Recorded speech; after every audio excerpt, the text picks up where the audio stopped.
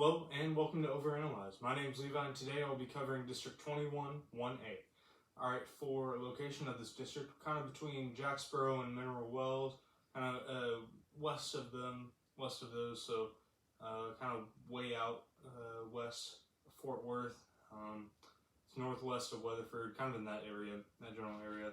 Throckmorton and Woodson, I believe, are even further west than kind of the rest of the teams. So anyways, getting into the teams, we got Bryson, Grayford, Newcastle, Perrin, Witt, Throckmorton, and Woodson. The only change in this district is Garner. They are no longer in this alignment. I couldn't find them on any of the new alignments. I don't know if they don't have basketball. I don't know like where they might have gone. But I cannot find them on any of the new alignments. Alright, so starting off, we got Throckmorton. They got, actually, starting off, there was not a whole lot on this district. Not a ton of stuff here. But anyways, I'm going to cover as much as I could find. So, starting off, we got Throckmorton. They got first. And they probably went 12-0. Maybe they went 11-1. Maybe they split with Newcastle. I'm not sure. There's not a whole lot of games entered, so I had to kind of come up with my own scenarios to find out how this might have worked. But they did make it to the regional quarterfinals. They lost to Slidell. Yes, they beat Prairie Valley and Ector in their playoff run, and they have 3 people on the roster uploaded, so not really enough for me to gather a lot of information. Next, so moving on, we got Newcastle. They got second place. They lost to Bloomberg in area, but they beat Bellevue in by district round. So they got second in district, but the schedule says 1 and 2.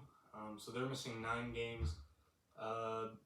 They had a loss to Grayford and a loss to Throckmorton, and a win against Grayford. So maybe they went. So they probably went 9 and 3 because they did split with Grayford.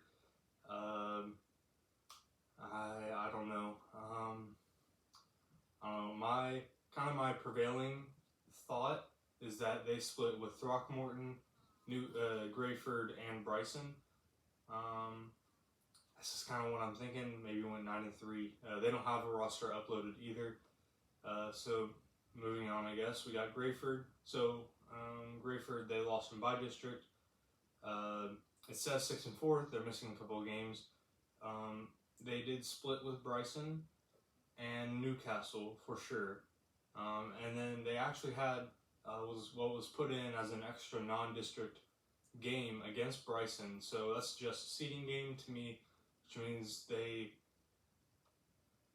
could have gone 8 and 4 or 7 and 5. But I think 8 and 4, which would mean if both Grayford and Bryson had split with Newcastle and each other, I would put both of the teams at 8 and 4.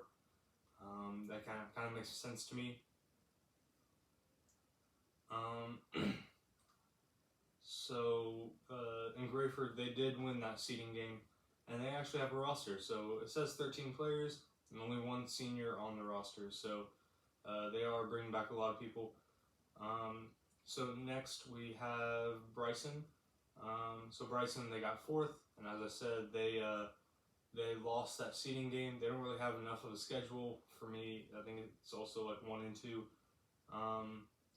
But they did have the same record as Grayford, so probably 8 and 4 with that theory I was talking about, splitting with Newcastle and Bryson. They lost to Slidell. Is it Slidell or Slidell? I'm sorry. They lost to them by district, and they actually have a roster uploaded too. 2 seniors on a 10-person roster. So a little bit more than Grayford, but again, I can't really compare that to the other 2 teams who made playoffs. And then actually, the other teams in this district couldn't find enough. But I mean, they all had substantial amounts of losses to these other teams. So I don't think that they playoffs this year. So I'm just gonna get into my final predictions now. So I've got Throckmorton at 11-1, Grayford at 10-2, Newcastle at 8-4, Woodson at 2-10, and Perrinwit at 0-12. So I've got a split between Throckmorton and Grayford, another split between Grayford and Newcastle, Newcastle with Bryson, and Grayford, and then Bryson only splitting with Newcastle. So that would put Throckmorton at 11-1, Grayford at 10-2, Newcastle at 8-4, Bryson at 7-5, Woodson at 2-10, and Perrinwood at 0-12. So a lot of splits here, but there were presumably a lot of splits this past season too, and then also with not enough rosters. I'm kind of just guessing at this point. I don't know. This could kind of end up anyway, depending on how those rosters are. But really, that's all I have for District 21, 1A. Tomorrow, I'll cover District 22. It's going to be interesting to see. I'm going to be